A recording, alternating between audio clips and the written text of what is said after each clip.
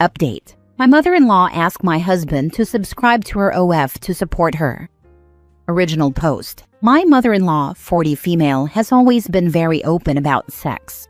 When I first met my husband, she managed an adult toy store. About a year ago, she started working towards a degree on sexual health and wellness. She nude models for a local artist. And around a month ago, she started an OF account. Sex and an openness about it has always been an extraordinarily normal thing for her. I have absolutely nothing against her working in that industry. However, I've had some slight concerns about it before.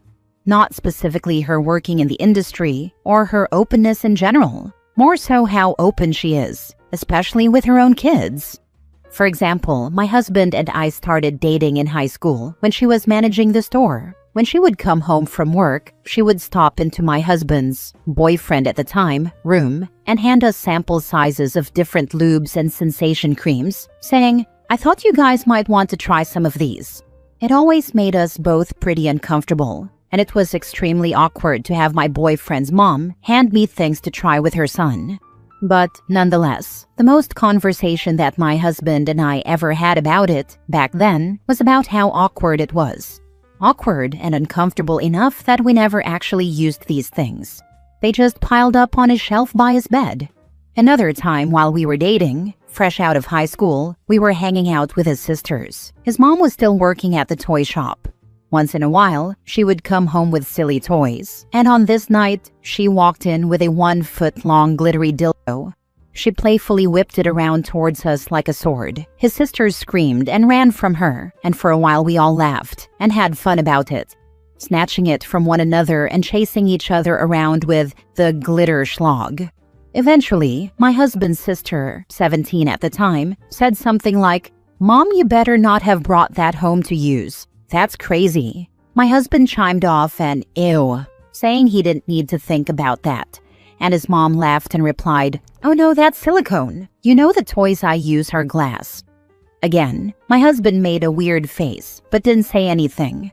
When we got to his room, I said that it was weird that his mom talked to her children about what she uses to get her rocks off. And he told me that she's always been way too open about things that none of them wanted to know. But that she's always been this way, so he's just gotten used to tuning it out. As time went on, I got used to the openness. And it was just that, being too open about personal stuff within conversation. However, yesterday the openness went too far. My husband and I were sitting in our living room watching TV. My husband got a text from his mom and opened it, and had a visceral reaction. He tossed his phone down, stood up, walked away from it with his hands over his face, while saying things like, "Oh my God," and "holy crap" under his breath. Naturally, I thought that someone had died, so I started frantically asking what was wrong. All he said was that he didn't even want to open his phone again. I asked again what was wrong, and he told me that his mom just sent him pictures. I was confused, but my concerns started to grow. I asked what he meant by pictures, and he hesitated before saying, "I don't want to ask you to look, but I can't open it back up to delete it myself, so I need you to." My stomach dropped. I opened his phone to see what was there, and I immediately felt nauseous. There was a text that read, "Hey, I know you've always supported me, and I wanted to see if you'd be willing to subscribe to my OF so that I can get my numbers up while I'm still getting started. Of course, I don't expect or want you looking through it, but the more subscriber numbers I have, the more engagement I can get. I was also wondering if you'd be willing to share my link to some of your friends at work. Husband is in a male-dominated blue-collar job. The pics I included are to send to them with a link, but don't tell them I'm your mom." And under it was the pictures. There were 3 nude photos of his mother, and not just naked in a mirror or pic of the boobs kind of photos. They were full-on pornographic poses, too graphic to share here. My blood was boiling. I deleted what she'd sent, and my husband and I were both silent for a moment. I didn't know what else to say or do, so I broke the silence by asking, "What now?" My husband told me to block his mom on his phone, so I did. I asked if this was something his mom has done before, and he said no. He told me that in the past, she's asked if he wanted to see pictures of the drawings she posed for. He always felt a bit guilty saying no, so he simply didn't respond when she asked, and she never sent it. Then, my husband went pale and started walking to the bathroom saying he felt sick. While he was in the bathroom, I blocked his mom on my phone as well, including her social medias. When my husband came back out of the bathroom, he called his sister. He asked her if she was with their mom, and when she said no, he explained to her what all had just gone down. His sister was also speechless. Then, he asked her not to say anything to other family members right now, and explained that neither him or I would be in contact with their mom for a while. He also told her that anytime we were home for a visit, he would let his sisters know so that we could plan to see them, but that his mom would not be included in those plans from here on out. My mother-in-law quickly realized that she was blocked on everything by the both of us, and by that night, she had the whole family blowing up our phones asking why. The constant messages haven't stopped, and so far, we've just muted our phones as we don't even know what to say. How do you explain that your mother sent you her homemade porn? Now for the top advice before reading the updates. My opinion is, mother-in-law is gross and may have some incest feeling for her son. Why didn't her dad, mom's dad, daughter, or anyone else in the family get the opportunity to help further her next business venture? I'm sure everyone would love to help her. I'll be updating whenever things move along a bit, but for now, therapy is our next step. Husband and I are already therapy regulars, but I'll be talking to my husband about diving more into his mom's past with explicit conversations and stuff. And to answer your questions, mother-in-law was always open, but never so outwardly explicit with either of her daughters. Granted, they were younger, but even when they reached the ages that my husband was, she still never dove so far down the sex rabbit hole with them, whereas she would try to talk very explicitly with my husband when he was younger, and she would even ask sexual questions about me. He often just wouldn't answer, and when he would outright say that he didn't want to have these conversations, she would get extremely defensive towards him. My worry absolutely is some sort of odd incestual thing. And as far as other men in the family, there really aren't any. Mother-in-law's dad walked out when she was a baby. Husband's dad walked out while mother-in-law was pregnant with his youngest sister. She doesn't speak with any uncles in the family either. Covert incest is a form of non-physical sexual abuse. Examples of covert incest could be the parent sharing intimate, graphic details of their own sex life to the child, practicing voyeurism, exhibitionism, inappropriate sharing of images, and similar behaviors that, while still being sexual abuse, are described as covert for their intangible nature. Thank you for these comments. I've never heard of covert incest, but now I know exactly what is going on, and my husband and I both have some reading up to do. Oh God, I thought my family was bad. My sisters are inappropriately open about their sex lives and get upset that I'm not the same. I'm their brother, by the way, but even they would have the decency not to send me their OF. In fact, I never even considered the fact that one of my sisters probably has an OF that I don't know about, and I hope to never consider that again. I know after reading the other post that she is just inappropriately open in general, honestly at a similar level to my sisters, but is there any reason that she has ramped it up? Is she struggling with money or something? I'm just trying to understand the very clear escalation out of nowhere. I don't know. She isn't struggling, so it wouldn't be that. I know she's always wanted to do sensual modeling, so maybe it's excitement? I truly do not understand her thinking. Now for the first update. Many ask for an update, so here is a small one for now. When my husband got home from work today, he did have me recover the messages for evidence should it be needed. I screenshotted the message with timestamps and each of the photos. In the photos, I scribbled over her not-so-private areas as well. After that, I sent the images to my phone and once again deleted the messages from his phone, both in his mother's texts and mine, per husband's request. This was something that several people suggested in the comments of my previous post, and believe me, we were on the same page before I even read them. My husband and I are also regulars in therapy, both individual and couples counseling. When we got married, we agreed that doing counseling from the get-go was a good idea. Not because we have problems in our marriage, but it gives us the tools to confront issues in the future and keeps us on the same page 100% of the time. That being said, I asked my husband if he'd ever mentioned his mother's sexualness in his own therapy, and he said no. Since it is how she's always been raised, he saw it as mostly normal. I suggested that this should most definitely be brought up at his next session, and he agreed. I also asked if there was anything that has happened that was a bit overboard in the past. Outside of conversation, he said that his mothers would often come home from work with new lingerie, and she would put it on and wear it around the house for the rest of the night as if they were regular clothes. When she would do this, he would either stay in his room or go to a friend's house because it made him uncomfortable. Several people asked why there hasn't been a conversation about her talking about uncomfortable topics. There has been. When my husband and I were dating, both of us minors, she would talk to my husband about our sex life explicitly. Some of the questions she's asked him are if he likes girls who are clean-shaven, if him and I were using lube, if I preferred ribbed rubbers, if we had tried certain positions, even which form of stimulation I preferred. When she would ask these things, my husband simply wouldn't answer with more than "I don't know," but eventually he did tell her to stop.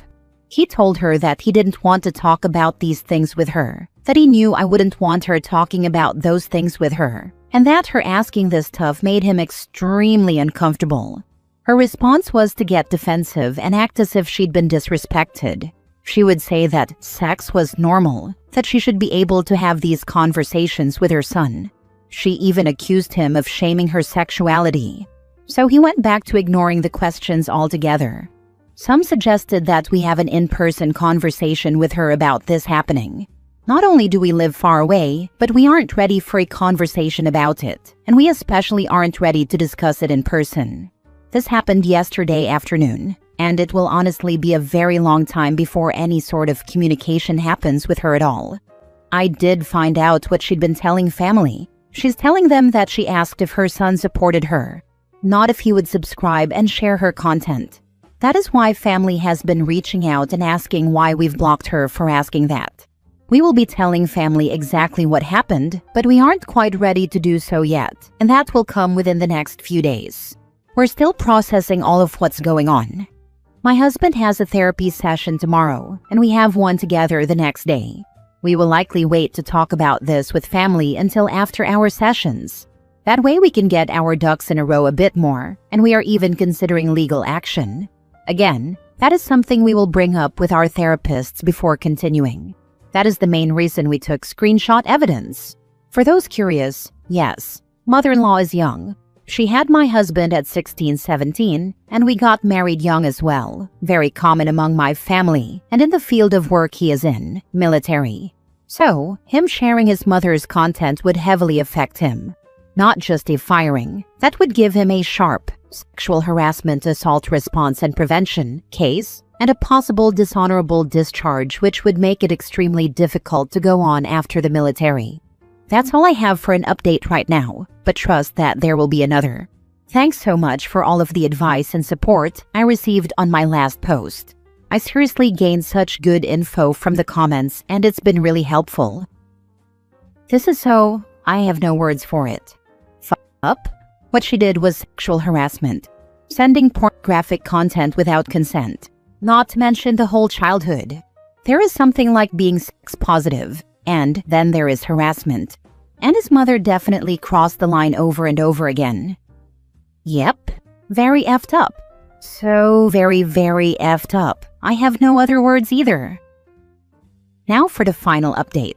My husband and I have spoken with therapists about the entire situation, and we've drawn a conclusion to how we will handle things. As advised by our therapist, and based on what we've planned ourselves, my mother-in-law will be cut off until she does the self-work and is no longer overly sexual towards family. That being said, my husband and I are prepared for her to be cut off permanently. She will likely not attend therapy herself, as she sees it as unimportant.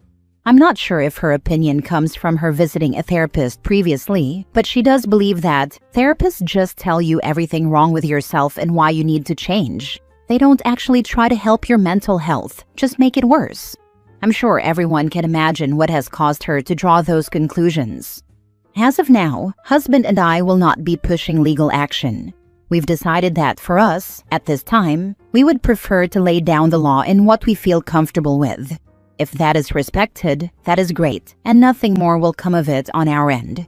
If that isn't respected, and there are more attempts to reach us, such as creating accounts, etc., we will most likely seek out a restraining order. As I mentioned in a previous update, I have saved the screenshots from the original issue, so we will have that to present if needed. On to family. As a reminder, husband's side of the family was blowing up our phones asking why we would block mother-in-law. What mother-in-law told them was that we blocked her after she simply asked for our support in the things she's doing. What they didn't know was that she sent photos of herself. We told them, didn't send the photos of course, but did describe them. Things were understood quickly and nothing more was said. I don't know if family has taken it upon themselves to confront mother-in-law about this. If they have, great, she needs it. If they haven't, oh well. Now, from my own perspective, I was raised in a family where everything was very taboo. Sex, sexuality, our bodies, even our periods were difficult to talk about. So much so that when my mom found out I had a crush on a boy when I was 13, I cried and profusely apologized because I thought I would be in a lot of trouble. Asking questions wasn't okay either, so when I did have questions, I couldn't simply ask. For example, I overheard my mom say the word porn and didn't know what it meant. When I asked my parents what the word was, I got sent to my room. So, at 7 years old, I grabbed the family tablet and Googled it. Saw a bunch of naked people, got scared, put the iPad back in the living room. When my parents checked the search history that night, I was screamed at and not allowed to touch electronics for the rest of the year. With all of that in mind, a sex-positive family was so incredibly foreign to me. The idea of being able to go to your mom, ask about sex or your body, and have a conversation instead of getting in trouble was completely new. When my husband and I were dating, I never knew that his mom was going too far. I thought that this simply was sex positivity. Of course, I had intuition that things went too far at times, like when I questioned the toy conversation, but when the response to my questions were, "She's just really open," I chalked it up to that and didn't really question it anymore. To answer some common questions, my mother-in-law is not this much when it comes to my sisters-in-law. I always assumed it was because they were younger, but the pictures being sent to only my husband really hammered the nail into the covert incest coffin. Come to find out, mother-in-law also isn't quite as open with sisters-in-law. She is open about her own doings, but doesn't meddle in their own like she did my husband. I mentioned before that she would question my husband on our intimate life when we were dating. Another phone call with my middle sister-in-law revealed that she's absolutely never done that to the girls. In fact, there have been times where she's overheard my sisters-in-law saying something about their boyfriends, and she would say, "Ugh, lower your voice, I don't want to know." Whereas she would straight up ask my husband about sex. Another common question was, where's father-in-law? He's never been in the picture. My husband's dad left when mother-in-law was pregnant with her youngest daughter. Mother-in-law also doesn't have a father herself because he left when she was a baby, and there aren't a lot of men in the family. 2 distant uncles and a few cousins, but as far as close family, my husband was the only male growing up. And yes, some people got it right. My husband looks exactly like his bio dad. Same build, same hair type and color, same bone structure, same eye shape, even a very similar birthmark. That fact makes this even more gross altogether. And finally, no, we don't have children. However, I have always had concerns about leaving children alone with her because of the openness.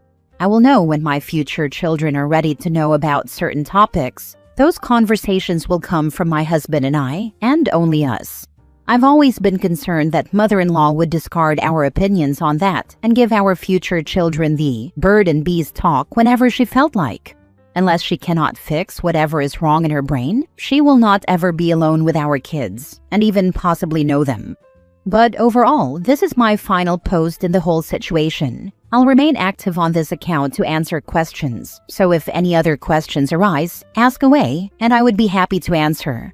Thank you so much to everyone for all of the advice. I didn't even know the term covert incest before posting, and I'm grateful that I do now. It's given my husband and I something to do a little research about. and it's changed our perspective on the past quite a bit. My husband will be taking all of this into therapy more than just his last sessions, and at my next personal session, I will likely bring it up too. It's also a topic that will be discussed at counseling together, more than just yesterday's session as well. Again, thank you everyone. Last story. My late husband's best friend confessed he's been waiting for me. I feel confused, not flattered. I'm a 38-year-old widow and mother of an 11-year-old boy. My husband passed away 3 years ago in a car accident. His best friend, let's call him John, has always stayed around helping with errands, occasionally checking in, even helping my son with his homework when I couldn't. A few nights ago, after we had a glass of wine in the kitchen while my son was asleep, he confessed he's been in love with me for years. He said he didn't speak while my husband was alive, out of respect, but now believes maybe we're meant to be. I was stunned. This is someone I trusted like a brother. I didn't know how to respond.